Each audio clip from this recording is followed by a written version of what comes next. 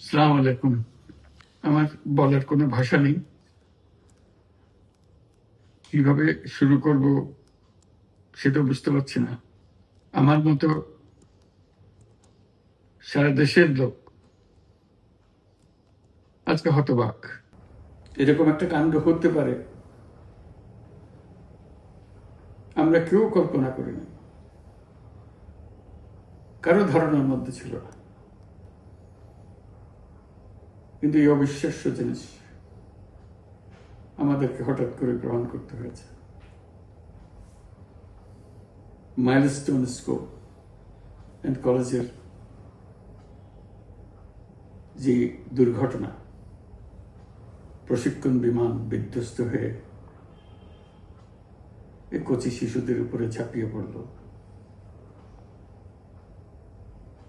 আগুনে পুড়ে মরল। মা বাপদের আমরা কি জবাব দেব? কি বলবো তাদেরকে? আমরা নিজেদেরকে তো জবাব দিতে পারছি না। অজানা শিশুদের মুখ সবার চোখে ভেসে উঠছে। সারা জাতি হতভম্ব, বাক্রুদ্ধ,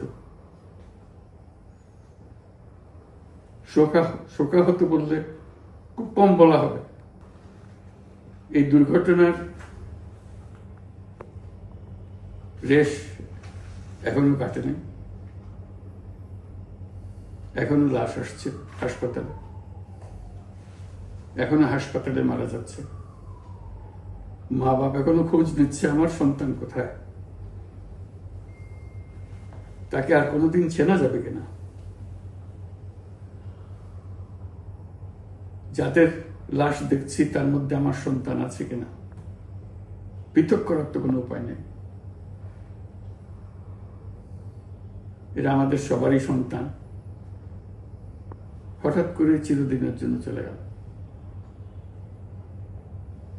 আমরা অবশ্যই তদন্ত করব, তদন্ততে তারা ফিরে আসবে না। আমরা চিকিৎসার ব্যবস্থা করছি, সবাই ঝাঁপিয়ে পড়েছে।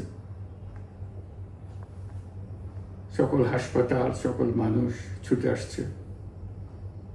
আমরা সবার কাছে অনুরোধ করছি, হাসপাতালে ভিড় করবেন না, কারণ যারা আহত তাদের জন্য এটা ভালো না। তারা তাদের শরীরে রোগ প্রতিরোধের শক্তি নেই। আমরা ভিড়ে থাকলে আমাদের শরীর থেকে কি রোগ তাদের মধ্যে ছড়িয়ে পড়বে তা বলা মুশকিল। কাজে দূরে থেকে দোয়া করেন সবাই। আমরা বাবা মা আত্মীয় স্বজন সবার কাছে আমাদের সহানুভূতি জানাচ্ছি। বাংলাদেশের যত সন্তান আছে সবাই আপনাদের সন্তান। আমরা নিজেদের মনকে সান্ত্বনা দেওয়ার চেষ্টা করুন। আমরা সবাই নিজেদের মনে সান্ত্বনা দিচ্ছি, কিন্তু আপনাদের সান্ত্বনা বিরাট ব্যাপার। আমরা সবাই আপনাদের সঙ্গে আছি, জাতির সমস্ত লোক আপনাদের সঙ্গে আছে। আমরা তাদের জন্য শোক দিবস ঘোষণা করেছি।